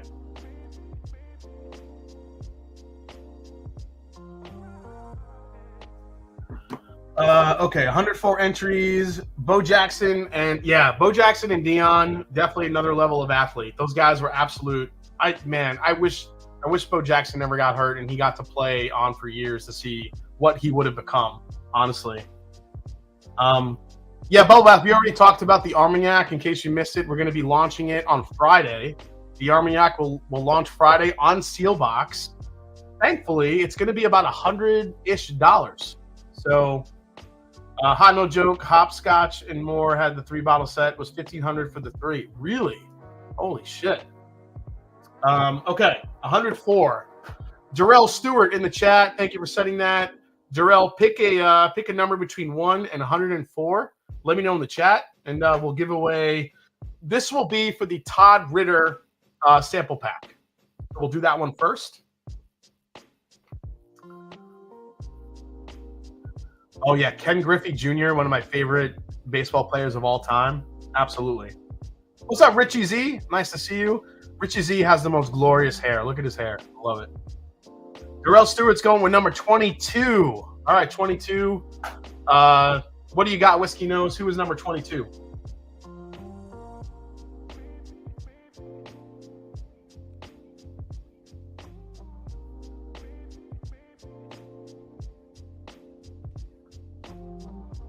Who do we got, Whiskey Knows? Let's see here. Just waiting. Come on, Whiskey Knows. Stop drinking shit. Tell me who won. Tell me who won.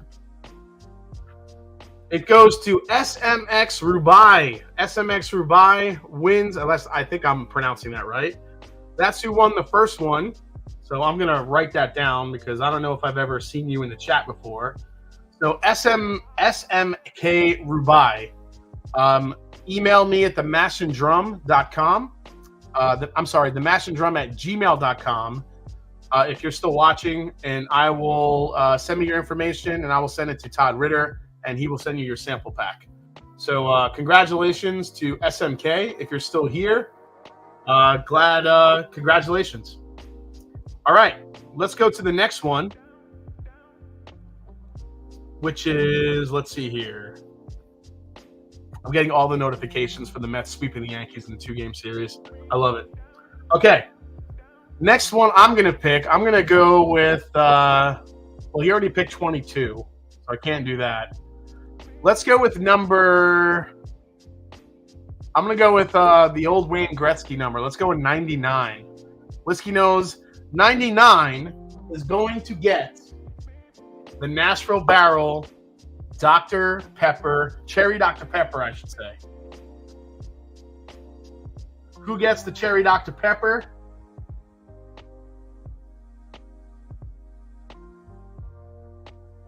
Who do we got? Everyone's looking for batch 11 and batch 12 now. Either one of those is a freaking monster hitter. So, all right, SMK Brubai. I don't know if he's. Oh shit, Rob MC. Rob MC wins the Nashville Barrel Company Cherry Dr. Pepper Rye. Congratulations, Rob MC. If you're still in the chat, email me at themashanddrum@gmail.com immediately. Send me your information, and I will get this to you as soon as I get back from Wisconsin. So, congratulations to Rob MC. That's awesome. And now, last but not least, we're going to give away a bottle of the Encandada Armagnac, which we kicked off the show tonight with. For that one, I'm going to pick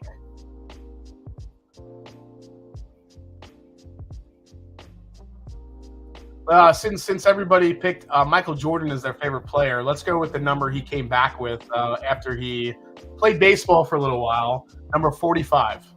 The number 45 wins the Encandada Armagnac, which will be dropped this Friday on Seelbach for about $100-ish bucks. And there is whiskey in here from 1986. And I just want to say that's the year the Mets won the World Series. So it's a magical bottle. Just saying. Batch 12 of this, Rebecca, Elijah Craig Barrel Proof. The old pirate bottles. Let's see. Sorry to have jumped in late. Glad to catch a bit of live. We'll have to catch up watching later. Keith Thompson. Congratulations, Keith. I don't know if you're still in the chat, but Keith Thompson, congratulations. You just won yourself a hell of an Armagnac. Congrats, Keith. Where's the scotch on Scotch Day? Yeah, it is Scotch. You know what? I'll end the night with a scotch. I'll do that for you guys. Because I got to get out of here. Man, I wanted to end early. It's 10:50. I'll end like 10 minutes early. What do we got here?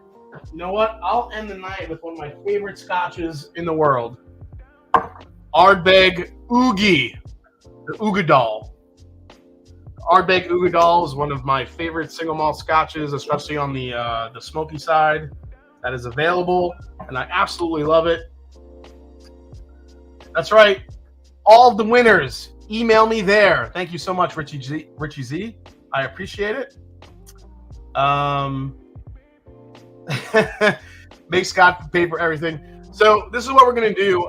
If you guys are hanging out on Friday, we're gonna be celebrating. Scott is turning 50 years old on Friday. We're gonna be celebrating his birthday, and we're gonna try to get Julie and Kim, Scott's wife and my girlfriend, on a live stream with us to hang out and celebrate his birthday a little bit on the live stream.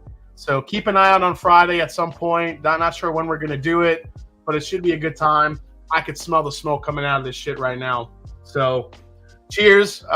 Thanks for everybody for the support, for coming in. It's been a long day. If you haven't watched the interview with Jackie Zykan, please do that. That was earlier today. You should see my review for the Dare Gaelic coming up pretty soon, as well as my my 5 bottles that I can't live without. If you can only keep 5 bottles in my collection of over probably about 700 bottles at this point. So thanks for everyone hanging out. Thanks to Darrell Stewart. Thanks to Marty from Whiskey Knows for tracking everything. And as I always say, it's not about the whiskey, it's the people you share with. Cheers. Happy National Scotch Day. Ardbeg Oogie for the world. Cheers, everybody. Go check out Women of Whiskeys right now. Head over there. Cheers, guys.